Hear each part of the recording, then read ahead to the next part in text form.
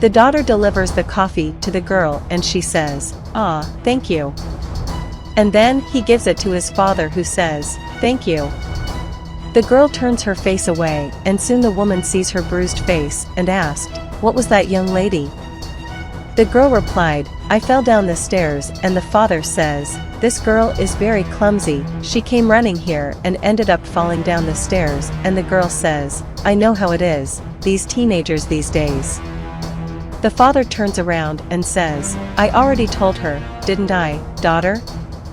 Be careful what people will end up thinking," and the girl replied, "As I am a social worker, I am worried about seeing a teenager in such a state," and the father says, "No, my daughter and I get along very well, she is not a daughter." And the girl replied, "Yes, father." Then the assistant says, "As I saw that everything is okay between you, I'm leaving because I have other clients to visit and anything you contact me," and father says, "No ma'am, everything is in order and you don't have to worry." The girl says, "Everything is in order," then the assistant says goodbye and takes the paper in which the girl had placed in her shoe. The father turns to the girl and says, "You get smart, pay attention to what I'm telling you, and if you do something, you know what will happen to you, and get up." At the door to leave, the assistant says, "You know you can count on me, and you don't have to hide anything from me," and the girl replied, "No, girl, it's okay."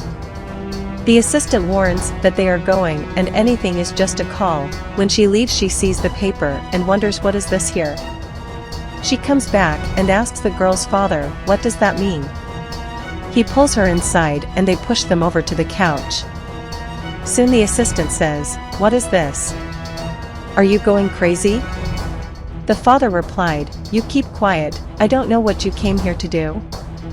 I already mistreated one, now it will be both," and the assistant says, "Do you know that you can be arrested?"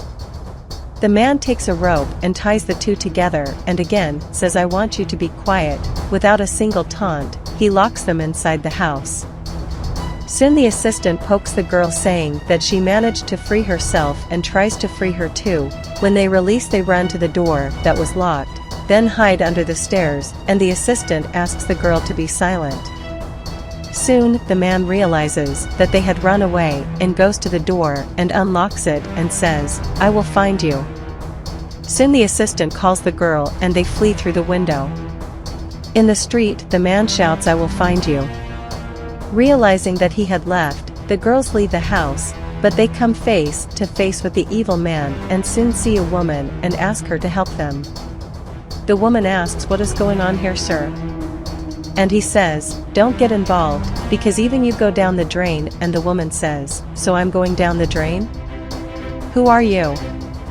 The man replied, "I warned you not to interfere where it's not called," and the girl screams, "He hits me, girl." The woman says, "So you like to hit women? Wait a minute, I'll teach you, you're stuck." "Sorry, uncle, I'm a plainclothes policeman, and keep quiet, because if it's not it's going to be worse for you," and a man says, "Let me go." "You are cop?" She says, "Yes, and you have the right to remain silent and anything you say can be used against you," and stands up. Soon the man shouts, "You will pay me." Soon the girl hugs the assistant and thanks her for the help of the scream. The police officer comes back and communicates that she had delivered the man to a car that was stopped and warns them that they would have to go to the police station to testify.